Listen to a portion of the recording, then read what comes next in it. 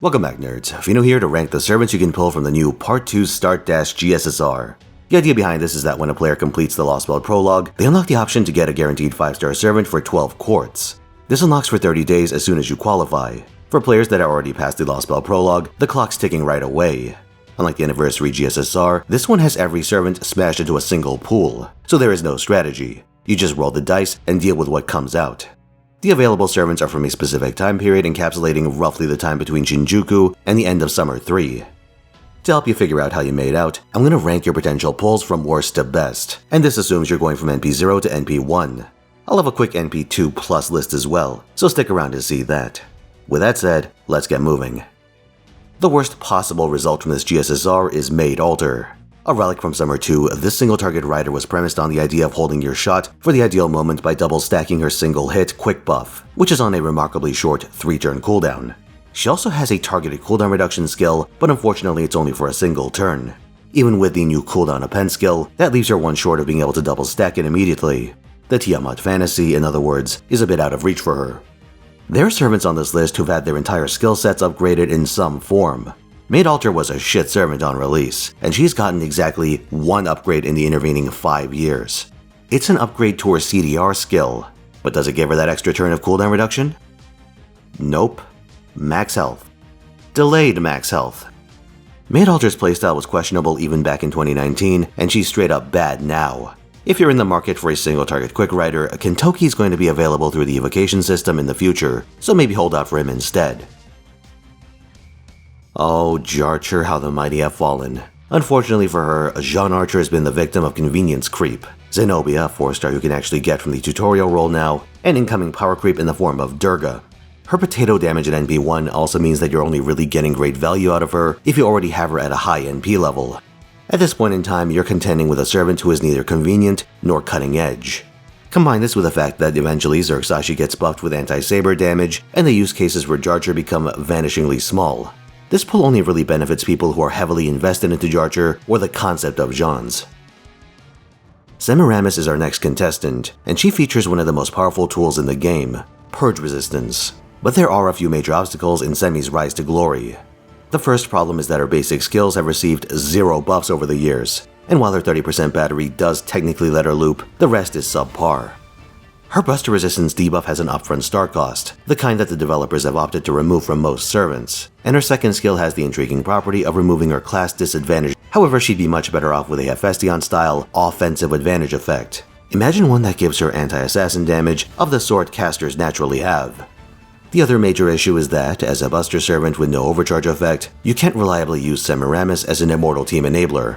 That would be the main application for a servant with NP-based party-wide Purge Resistance. But as good as the Immortal team is, it's in a constant battle with Murphy's Law, and the Overcharger is meant to give it an edge in that contest. Without it, you're forced to roll the dice much more frequently and deal with a degree of volatility that the strategy would rather do without. I think it's possible for Semiramis to get buffed in irrelevance down the road, because that NP does have a lot of potential. But until she gets some more buffs, she's going to be stuck on the lower end of lists like these. Next in line is Altrio. This may shock you since he just got a buff on JP, one that finally lets him loop. But in my eyes, that just brings him up to the starting line without making up for lost time. Despite Arthur receiving a multitude of buffs over the years, they refuse to touch his noble phantasm. That's the missing piece to making him really good, and not just an excessively niche speedstick. His anti-buff, which gives him tremendous damage against super large enemies, covers a category that servants very rarely fall into. This lets him dumpster mid-boss type enemies and a few story bosses, but in my view, that doesn't translate cleanly into 90++ potential. The bright side for Altrio is that his anti-super large buff lasts for 3 turns, and he's got a crit tool featuring a steroid and stardump to help him out. So in combination with Koyanskaya, you can do some real damage. It's funny how mechanically simple they've kept Arthur over the years, considering his counterpart Blue Umu features both post-NP refund and a trick to turn her cards into busters. When I originally came up with a ranking on stream, Altrio was second to last, but looking at just how big those numbers on his buffs are, I have to give him a little more credit than that.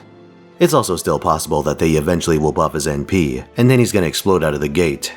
Until then, he's mostly a face card hit hard kind of servant with all the baggage that entails. Better than I initially thought, but still missing a key ingredient. Hijikata is a very interesting servant who's premised on operating at low health. Exploiting enmity memes is simple enough thanks to servants like Chen Gong, who also play nice with Hijikata on account of him being a Buster Berserker. When Hijikata is under these ideal conditions, he can do outrageous amounts of damage. However, his Guts effect is a single application, and when you pop him to max out his enmity, you've lost your safety net. Combined with his charge-hungry playstyle, you'll be doing some serious babysitting. It's possible to do crazy things with him, but I find it remarkably inconvenient in most situations, so I'd caution you against counting on getting that silver bullet with any regularity. Sigurd has always been a bit of an oddball. Mechanically, he's an Epico Remnant servant released in the Lost Belt era. A bunch of on-hit or single-turn buffs when, really, they could have just made them 3 turns. With no battery skill to smooth out his charge, he's also a massive pain in the ass to get moving. The upside is that, under ideal conditions, Sigurd can leverage his anti-dragon effect for tremendous damage. He can even punch through some super tanky gimmick bosses with a lot of setup. But for general usage, you'd get more consistent value out of Siegfried or Kriemhild depending on your particular needs. Or even Draco going forward. Summer Nero. Tenga Umucup has a few gimmicks up her sleeve, but very few of these enable her role as an offensive caster, like increased NP gain when she's below half health, on a Buster Servant, or nullifying class disadvantage, but only when getting attacked.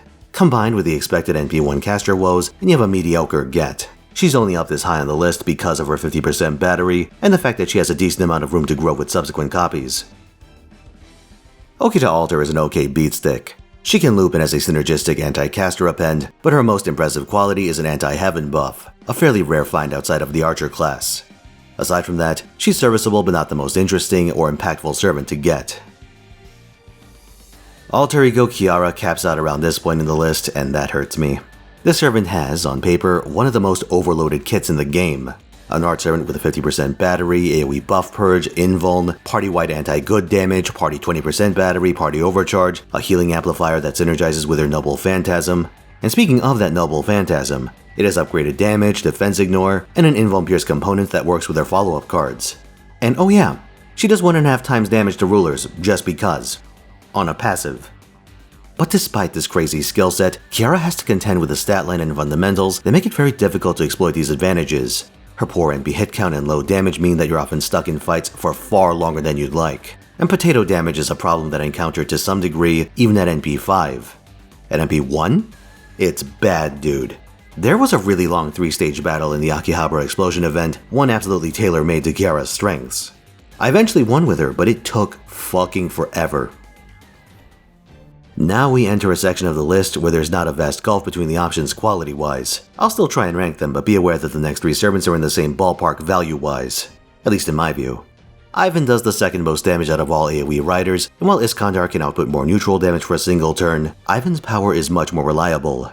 Anti-lawful and chaotic buffs, a 30% battery, 3-turn buster buff, and an AoE buff purge. These are powerful tools, and in combination with his upgraded Noble Phantasm, Ivan can bring on the hurt. Our second stop on this cul-de-sac is Old Man Moriarty. Fun fact about him, if you want him to shout Subarashi like the good old days, there's actually a toggle that reverts him to his pre-reveal voice lines. So if you want to know why my footage always shows a bunch of question marks instead of dynamics of an asteroid, there you go. While they've left his NP untouched, unfortunately, Moriarty is able to trigger his own battery thanks to a startup upgrade for his first skill. Now you can turn your party evil on demand, and, in turn, activate his party-wide evil attack buff on demand. Combined with his 50% battery, these qualities make him a potential 90++ candidate. That said, his deck is mismatched with his NP, so sustained use in longer fights is ill-advised. The third member of this dead-even cluster is Sherlock Holmes. His main relevant quality is that he can grant your frontline 3 turns of invuln pierce and defense ignore. The catch is that he needs to use his Noble Phantasm to do this, and this cascades into all sorts of problems. In the past, you need Kaleidoscope for a real shot at this, but he's since gotten a 50% battery to help out. In combination with his charge append, you can get a full meter with Castoria's spread charge, letting you run a taunt CE like Guda Poster Girl to get him off the field. Of course, he doesn't make that easy with his ruler class, so in esports Sherlock is the way to go for this application. Just level him enough to get his second skill. Or maybe get him to 3rd Ascension so you can unlock his interlude and get his first skill upgrade. That might be worth doing. If you just need invuln pierce in your toolkit, you're much better off cultivating Calamity Jane. Stardom CEs are a dime a dozen, and with a few of those, you can simply swap her out for your preferred frontliner after she uses her 3rd skill. But Defense Ignore is a far more inconvenient buff to get onto your servant without major compromises. While there are craft essences that fill this function, using them is, in and of itself, a major compromise. So in that regard, Sherlock may end up being the lesser evil when you don't have a servant with Defense Ignore baked in. Summer BB features a hand-locking mechanic, a powerful tool that often falls victim to card RNG. Brave chains on turn 1 aren't always so forthcoming. However, the introduction of CL changes this equation because one of her skills replaces every card in your hand with only hers. So you use that and then completely deplete one of your Koinskayas before swapping route for BB. Then you lock that full CL hand with BB for a 100% consistent Brave chain. But it gets even crazier, you see, because CL has more tricks. Not only does she get 10% charge per turn on one of her skills, but another gives her 10% charge every time she attacks with a buster card. This applies to her Noble Phantasm, which refunds a flat 20% by itself. Then on her buster face cards you get 30% per hit, 20% from the 2 Koinskaya buffs, and 10% from CL's own. So between all these effects, an NP-BB chain will result in CL getting a full 100% charge by the end of the turn, for 3 turns. This absolutely broken interaction is the main reason to use Summer BB on the JP server. Outside of that, BB is just an okay attacker. She can loop, but old school Mooncancers tend to be weak on the offense, so you don't really use her for that when options like Arquade can do it with Black Grail and 2 coins. She does have one more trick up her sleeve, which is to watch me at twitch.tv/Finotaisen where I stream every weekend at 3 PM Pacific time. But as cool as that is, I can't give her ranking points for it. I'll also note that Summer Beebs is burn immune, which is cool but less impactful than you might hope considering her limited class interactions. Ultimately, the extremely narrow scope of her most impactful use results in a middling spot for everyone's favorite AI gone wrong, gone sexual. Now we come to Okazai. She mostly rides off the power of her upgraded Noble Phantasm and anti-human attribute damage. For utility, she has buff removal resistance. Maybe a bit sparse in terms of bells and whistles, and she never was the most convenient looper, but between her on-hit debuff and anti-berserker repent skill, she has her uses as a sustained damage attacker against multi-berserker bosses and certain farming scenarios, so she's generally good. You might be surprised to see Abigail so high up on this list, but she's had quite a glow up since her days of being a niche party battery and inconvenient beatstick. Her first skill got upgraded to give her a 30% personal battery, and then her third skill got buffed as well, and this is a big one. Not only does she gain another battery, this one at 20%, but she also gets anti-terror damage. Terror is a status effect that she herself can apply with her second skill, so this is a tremendous boon, albeit one generally restricted to a single wave for an inconsistent amount of time. This combined with her anti-berserker repent skill make her a nuclear bomb when she's fighting her bread and butter. Assuming her debuff hits, Abigail does nearly double the neutral damage of the next strongest foreigner, Wangina. And in fact, the latter needs a convergence of her own situational buffs to overtake Abigail. This ridiculous damage combined with that recurring party charge make Abigail a tempting 90++ puzzle piece and one worth considering against berserker bosses. That said, Abby does still have some of her fundamental weaknesses, like her debuff reliance and her mismatched deck, which can make sustained combat tricky. Next in line is Musashi. On one hand, the Udon pervert has 2 very powerful tools in her arsenal. Her upgraded Noble Phantasm features anti-alter ego and Mooncancer damage, giving her some strategic flexibility, and let's not forget about her having the fabled anti-berserker append. Also, Fifth Force is just a ridiculous skill that affects her face cards by increasing their damage and doubling their hit count. On the other hand, her second and third skills are in desperate need of upgrades. Right now her buster buff is only active for a single turn, and her third skill has little offensive value, just some stargen. I also need to mention that, even after its upgrade, her Noble Phantasm only purges buffs after it hits, which is a bit of a bummer. Musashi has flexibility and solid damage on paper, but her single turn effects tend to push her towards one-dimensional gameplay. I kinda see her like what would happen if Li Shuwen were good. And while a servant that can fight Lancers, Alter Egos, Mooncancers, and Berserkers is also impressive on paper, this represents breadth and not depth. It's also a quality that's less impressive on a single target like Musashi than an AoE like Britomart. These categories don't overlap to turn Musashi into an apocalyptic threat. You're simply taking a round peg and ramming it through square holes. Really every shape of hole. Is it funny? Yes. Is it decent? Absolutely. Is she the best option you can get here? Absolutely not. In 5th place is our old friend Ereshkigal. Now mellow friends will thumb their noses at her, but if you look at the grand scheme of Lancers, Ereshkigal is still pretty good. While Melusine emphasizes overwhelming firepower and flexibility in how that damage is delivered, Ereshkigal has a much more utility-oriented skill set. Party defense, NP gain, max health, attack, crit resistance, and 3 turns of insta-kill immunity. Your whole party. And for her pleasure, she's got debuff immunity, purge resistance, and cooldown reduction. Also, let's not forget she does have an upgraded Noble Phantasm with anti-earth damage and a 50% battery to enable loops. Ereshkigal may not be game-breaking, but she's still quite handy and there are benefits to understanding her strengths. Mysterious Heroine X Alter is a single-target berserker with a janky skill set, but an immensely powerful noble phantasm. Cross Caliber is specialized against two types of enemies, good-aligned foes and saber-class servants. Now the servant restriction does matter, and you'll run into weird cases like, say, Lost Belt 6's Bargus not getting double whammied because she's technically alive in that scenario and, therefore, not a servant. Edge cases aside, you'll find that many sabers are indeed good aligned, and this convergence makes them prime targets for Echan. She's not always the easiest servant to fit into teams due to her lack of charge and protection, but her raw damage and the relative frequency of her prey give her a high spot on this list. Meltrilis has received an ungodly number of buffs over the years, to the point where her entire kit is upgraded on JP. Her most recent buff was to her Noble Phantasm, and this made both her buff purge and quick buff preemptive, a nice quality of life bonus that brings her up to par mechanically with newer servants. The end result of these changes is that she does an astonishing amount of damage, like an order of magnitude above the other alter egos. More depressingly, Cetanite does about half of her damage. Sucks to be an off-model Ilia, doesn't it? Even compared to on-class attackers, Melt's base damage is so much higher that it helps her compete even after you factor in the gap in their class advantage values. The one notable omission that I could identify is that Melt lacks a dedicated anti-buff, but due to her colossal base values, it honestly might not matter in the end. But as ridiculous as this servant is, she caps out at 3rd place. At the end of the day, Melt needs backup to reach peak performance. Our next contestant doesn't.